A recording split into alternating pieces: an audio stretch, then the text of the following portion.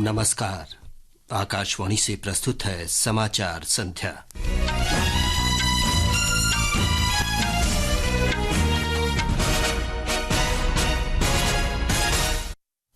प्रधानमंत्री नरेंद्र मोदी जकार्ता में आसियान भारत शिखर सम्मेलन और पूर्वी एशिया शिखर सम्मेलन में भाग लेने के लिए 2 दिन की यात्रा पर कल इंडोनेशिया रवाना होंगे। G20 नेताओं के शिखर सम्मेलन से पहले इन देशों के वित्त विशेषज्ञों की नई दिल्ली में बैठक। राष्ट्रपति द्रौपदी मुर्मू ने दिल्ली में 75 शिक्षकों को राष्ट्रीय शिक्षक पुरस्कार प्रदान किए। सर्वोच्च न्यायालय ने जम्मू कश्मीर से अनुच्छेद 370 हटाने के आदेश को चुनौती देने वाली याचिकाओं पर सुनवाई पूरी की, फैसला सुरक्षित रखा। बीसीसीआई ने 1 दिवसीय क्रिकेट विश्व कप के लिए 15 सदस्यीय टीम की घोषणा की और भारत के रोहन बोपन्ना और उनके ऑस्ट्रेलियाई जोड़ीदार मैथ्यू एबडन आज रात अमरीकी ओपन टेनिस का पुरुष डबल्स क्वार्टर फाइनल खेलेंगे। समाचार संध्या के साथ मैं विमलेंदु पांडे। प्रधानमंत्री नरेंद्र मोदी आसियान भारत शिखर सम्मेलन और पूर्वी एशिया शिखर सम्मेलन में भाग लेने के लिए कल से इंडोनेशिया की 2 दिन की यात्रा पर रहेंगे। दोनों शिखर सम्मेलन इंडोनेशिया के जकार्ता में होंगे। विदेश मंत्रालय में सचिव सौरभ कुमार ने कहा कि आसियान भारत शिखर सम्मेलन विशेष है क्योंकि पिछले साल भारत आसियान संबंधों के व्यापक नीतिगत साझेदारी स्तर हासिल करने के बाद ये पहला शिखर सम्मेलन है। This will be the 9th ASEAN-India summit to be attended by the Prime Minister. The summit, in a sense, is special since it is the first one after the elevation of India-ASEAN relationship to a comprehensive strategic partnership which happened last year. इस दौरान प्रधानमंत्री ASEAN Bharat संबंधों में प्रगति की समीक्षा करेंगे और नीतियों पर चर्चा करेंगे। सचिव सौरभ कुमार ने कहा कि भारत पूर्वी एशिया शिखर सम्मेलन का संस्थापक सदस्य है। उन्होंने कहा कि शिखर सम्मेलन के दौरान प्रधानमंत्री और अन्य नेता पूर्वी एशिया शिखर सम्मेलन तंत्र को और मजबूत करने के उपायों पर चर्चा करेंगे और साथ ही क्षेत्रीय और अंतर्राष्ट्रीय हितों के मामलों पर विचारों को साझा करेंगे। G20 देशों के वित्त विशेषज्ञों की बैठक आज नई दिल्ली में आयोजित की गई। इसमें G20 वित्त कार्य समूह की सिफारिशों को अंतिम रूप देने पर विचार विमर्श किया गया। बैठक में मजबूत वैश्विक अर्थव्यवस्था के विकास के लिए जलवायु कार्रवाई सहित सतत विकास लक्ष्यों के लिए वित्तीय संसाधन जुटाने पर चर्चा की गई। G20 शिखर सम्मेलन को ऐतिहासिक बनाने के लिए मुख्य आयोजन स्थल भारत मंडपम में G20 देशों की सांस्कृतिक विरासत को प्रदर्शित करने की व्यवस्था की गई है। इसमें भारतीय रिजर्व बैंक का एक प्रदर्शनी मंडप भी लगाया गया है। इसमें UPI वन वर्ल्ड और सेंट्रल बैंक डिजिटल करेंसी सहित अनेक वित्तीय सुविधाएं प्रदर्शित की जाएंगी। रिजर्व बैंक के डिजिटल रुपया और इसकी यात्रा पर एक वीडियो भी दिखाया जाएगा। प्रदर्शनी में भाग ले रहे चुनिंदा बैंक डिजिटल रुपया लेन देन का प्रत्यक्ष प्रदर्शन भी करेंगे। राष्ट्रीय आधुनिक कला संग्रहालय G20 शिखर सम्मेलन के दौरान रूट्स टू रूट्स नामक प्रदर्शनी आयोजित करेगा। G20 नेताओं की पत्नियां इस प्रदर्शनी का उद्घाटन करेंगी। संस्कृति राज्य मंत्री मीनाक्षी लेखी ने बताया कि इसमें देश भर की दुर्लभ कलाकृतियों को प्रदर्शित किया जाएगा। इस प्रदर्शनी का उद्देश्य भारत के सांस्कृतिक गौरव को विश्व के मानचित्र पर लाना है।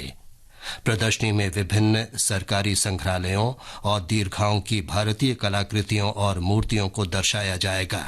So Roots to Roots is all about how expansive the Indian civilization was and giving a taste of what India is. So it's very hard in such a short span to tell everything about us. I'm a very proud Indian. I love my heritage. I love everything about my country. G20 आयोजन स्थल भारत मंडपम में शिल्प बाजार लगाया जा रहा है। इसमें एक जिला एक उत्पाद GI टैग वाली वस्तुओं और महिलाओं तथा आदिवासी कारीगरों द्वारा तैयार किए गए उत्पादों पर विशेष ध्यान दिया जाएगा। हमारे संवाददाता की ये रिपोर्ट। इस शिल्प बाजार में लगभग 30 राज्यों और केंद्र शासित प्रदेशों के साथ साथ खादी एवं ग्रामोद्योग आयोग, ट्राइफेड और सरस आजीविका जैसी केंद्रीय एजेंसियां भी भाग ले रही हैं। अंतर्राष्ट्रीय प्रतिनिधियों के सामने भारतीय कारीगरों के कौशल और उत्कृष्ट कारीगरी को प्रदर्शित करने के लिए लाइव प्रदर्शनी की भी योजना तैयार की गई है। वहीं उत्तर पूर्व की असाधारण हस्तशिल्प और हथकरघा वस्तुओं को प्रदर्शित करने के लिए एक फोकस नॉर्थ ईस्ट स्टॉल भी स्थापित किया जा रहा है। देश भर से राष्ट्रीय पुरस्कार विजेताओं सहित विभिन्न कारीगरों द्वारा कला और शिल्प का प्रदर्शन किया जाएगा। सुपर्णा सैकिया के साथ आनंद कुमार, आकाशवाणी समाचार, दिल्ली। सूचना और प्रसारण मंत्री अनुराग सिंह ठाकुर ने G20 शिखर सम्मेलन से पहले आज अंतर्राष्ट्रीय मीडिया केंद्र और प्रसार भारती के कमान केंद्र में प्रबंधों की समीक्षा की। उनके साथ विदेश मंत्रालय, प्रसार भारती तथा अंतर्राष्ट्रीय व्यापार संवर्धन संगठन के अधिकारी भी थे। सोशल मीडिया पोस्ट पर श्री ठाकुर ने कहा कि प्रधानमंत्री के नेतृत्व में विश्व की सभी प्रमुख शक्तियों की मेजबानी करना देश के लिए अब तक का सबसे बड़ा अवसर होगा। उन्होंने कहा कि शिखर सम्मेलन के मुख्य परिसर भारत मंडपम के निकट आधुनिक अंतर्राष्ट्रीय मीडिया केंद्र बनाया गया है।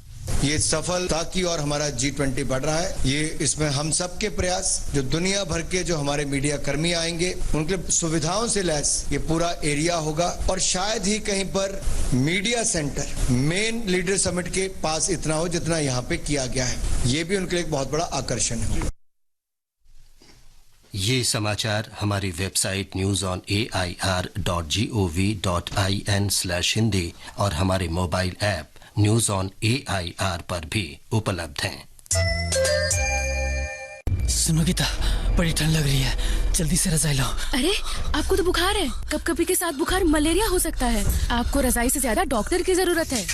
जी हाँ, बुखार, कपकपी, सिर दर्द, बदन दर्द, मचली और उल्टी आना मलेरिया के लक्षण हैं। देर न करें, तुरंत निकटतम स्वास्थ्य केंद्र या अस्पताल जाएं, खून की जांच कराएं और पूरा इलाज मुफ्त पाएं। जब कपकपी बुखार सताए, मलेरिया की जांच कराएं। स्वास्थ्य एवं परिवार कल्याण मंत्रालय, भारत सरकार द्वारा जनहित में जारी। ये आकाशवाणी है। राष्ट्रपति द्रौपदी मुर्मू ने आज नई दिल्ली में 75 शिक्षकों को राष्ट्रीय शिक्षक पुरस्कार प्रदान किए। इनमें 50 स्कूली शिक्षक, उच्च शिक्षा विभाग के 13 तथा कौशल विकास और उद्यमिता मंत्रालय के 12 शिक्षक शामिल हैं। इस साल से उच्च शिक्षा विभाग तथा कौशल विकास और उद्यमिता मंत्रालय के शिक्षकों को भी राष्ट्रीय शिक्षक पुरस्कार के दायरे में लाया गया है। इस अवसर पर राष्ट्रपति ने कहा कि महिला सशक्तिकरण के लिए बालिकाओं और महिला शिक्षकों को प्रोत्साहन देना बहुत आवश्यक है। उन्होंने कहा कि शिक्षण क्षेत्र में महिलाओं की भागीदारी को देखते हुए महिला शिक्षकों को मिलने वाले शिक्षक पुरस्कार की संख्या अधिक होनी चाहिए। राष्ट्रपति ने कहा कि शिक्षक राष्ट्र के भविष्य का निर्माण करते हैं। उन्होंने कहा कि गुणवत्तापूर्ण शिक्षा हासिल करना प्रत्येक बच्चे का मूलभूत अधिकार है और इन लक्ष्यों को प्राप्त करने में शिक्षकों की बड़ी भूमिका है। अनेक शिक्षाविदों द्वारा बच्चों के संतुलित विकास के लिए 3H फॉर्मूला का उल्लेख किया जाता है। इनमें से पहला H है हार्ट, दूसरा H हेड और तीसरा H है हैंड। हार्ट या हृदय का संबंध संवेदनशीलता, मानवीय मूल्यों, चरित्र बल और नैतिकता से। हैंड या मस्तिष्क का संबंध मानसिक विकास, तर्क शक्ति तथा पठन पाठन से है। हैंड या हाथ का संबंध हस्त कौशल तथा शारीरिक श्रम के प्रति सम्मान से है। प्रधानमंत्री नरेंद्र मोदी ने शिक्षक दिवस पर देश के भविष्य के निर्माण और प्रेरक सपनों में उनके अटूट समर्पण और महान प्रभाव के लिए शिक्षकों को नमन किया है। श्री मोदी ने महान शिक्षाविद और भारत के पूर्व राष्ट्रपति डॉक्टर सर्वपल्ली राधाकृष्णन को भी उनकी जयंती पर श्रद्धांजलि अर्पित की। भारतीय दूरसंचार नियामक प्राधिकरण ट्राई ने FM रेडियो प्रसारण से संबंधित मुद्दों पर सिफारिशें जारी की हैं। ट्राई ने सिफारिश की है कि निजी FM रेडियो ऑपरेटर्स को हर घंटे 10 मिनट तक समाचार और समसामयिक कार्यक्रम प्रसारित करने की अनुमति दी जानी चाहिए। सर्वोच्च न्यायालय की संविधान पीठ ने जम्मू कश्मीर को विशेष दर्जा देने वाले संविधान के अनुच्छेद 370 को निरस्त करने के आदेश को चुनौती देने वाली याचिकाओं पर सुनवाई पूरी कर ली है। न्यायालय ने अपना फैसला सुरक्षित रखा है। सर्वोच्च न्यायालय के मुख्य न्यायाधीश न्यायमूर्ति धनंजय यशवंत चंद्रचूड़ की अध्यक्षता में खंडपीठ ने 16 दिन तक मामले की सुनवाई की। 6 राज्यों की 7 विधानसभा सीटों के लिए आज उपचुनाव कराया गया।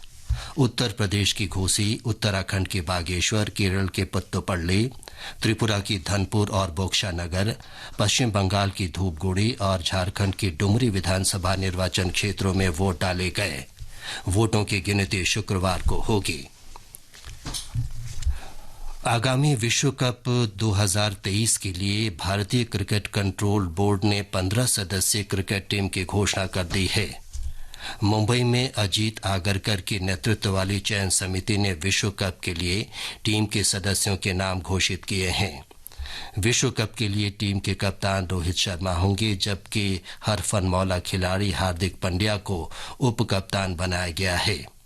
समिति ने एशिया कप के लिए टीम में शामिल संजू सैमसन, तिलक वर्मा और प्रसिद्ध कृष्णा को विश्व कप की टीम में नहीं रखा है। लंबे समय से चोट के कारण बाहर रहे केएल राहुल और श्रेयस अय्यर को विश्व कप के लिए टीम में शामिल किया गया है। अमेरिकी ओपन टेनिस के पुरुष डबल्स क्वार्टर फाइनल में आज रात न्यूयॉर्क में भारत के रोहन बोपन्ना और उनके ऑस्ट्रेलियाई जोड़ीदार मैथ्यू एबडन उतरेंगे। भारतीय खिलाड़ी रोहन बोपन्ना और मैथ्यू एबडन ने पुरुष डबल्स के प्री क्वार्टर फाइनल में ब्रिटिश जोड़ी जूलियन कैश और हेनरी पैटन को 6-4, 6-7, 7-6 से हरा दिया है। इस तरह रोहन बोपन्ना और मैथ्यू एबडन की जोड़ी पुरुष डबल्स के क्वार्टर फाइनल में पहुंच गई है।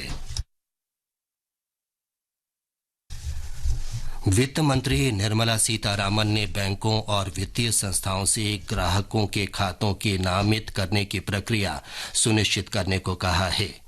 इससे दावा रहित धनराशि की समस्या कम की जा सकेगी। मुंबई में आज वैश्विक वित्तीय प्रौद्योगिकी मेले को संबोधित करते हुए वित्त मंत्री ने कहा कि वित्तीय प्रणाली समावेशी और सतत होनी चाहिए। उन्होंने कहा कि प्रौद्योगिकी एक साझा साधन है जो विश्वसनीय वित्त व्यवस्था स्थापित करने में मदद कर सकती है। वित्त मंत्री ने कहा कि साइबर अपराध, नशीले पदार्थ और कर चोरी जैसी समस्याओं से निपटने के लिए सरकार एक विश्वसनीय वित्त प्रणाली स्थापित करने का प्रयास कर रही है। G20 शिखर सम्मेलन के लिए प्रतिनिधिमंडल के प्रमुखों का नई दिल्ली पहुंचना शुरू हो गया है। नाइजीरिया के राष्ट्रपति बोला अहमद टिनुबू आज शाम नई दिल्ली पहुंचे। वे शिखर सम्मेलन में आने वाले प्रतिनिधिमंडल के पहले प्रमुख हैं। हवाई अड्डे पर केंद्रीय स्वास्थ्य राज्य मंत्री प्रोफेसर SP सिंह बघेल ने उनका स्वागत किया। पदभार ग्रहण करने के बाद राष्ट्रपति टिनुबू की ये पहली भारत यात्रा है। भारत ने शंघाई सहयोग संगठन SCO के सदस्य देशों की कानूनी और न्यायिक क्षमताओं को बढ़ाने के लिए समर्थन दिया है। SCO देशों के कानून और न्याय मंत्रियों की 10वीं बैठक आज वीडियो कॉन्फ्रेंस के जरिए हुई। अंत में मुख्य समाचार एक बार फिर। प्रधानमंत्री नरेंद्र मोदी जकार्ता में आसियान भारत शिखर सम्मेलन और पूर्वी एशिया शिखर सम्मेलन में भाग लेने के लिए 2 दिन की यात्रा पर कल इंडोनेशिया रवाना होंगे। G20 नेताओं के शिखर सम्मेलन से पहले इन देशों के वित्त विशेषज्ञों की नई दिल्ली में बैठक। राष्ट्रपति द्रौपदी मुर्मू ने दिल्ली में 75 शिक्षकों को राष्ट्रीय शिक्षक पुरस्कार प्रदान किए। सर्वोच्च न्यायालय ने जम्मू कश्मीर से अनुच्छेद 370 को हटाने के आदेश को चुनौती देने वाली याचिकाओं पर सुनवाई पूरी की, फैसला सुरक्षित रखा और BCCI ने एक दिवसीय क्रिकेट विश्व कप के लिए 15 सदस्यीय टीम की घोषणा की। इसके साथ ही समाचार संध्या का ये अंक समाप्त हुआ। नमस्कार।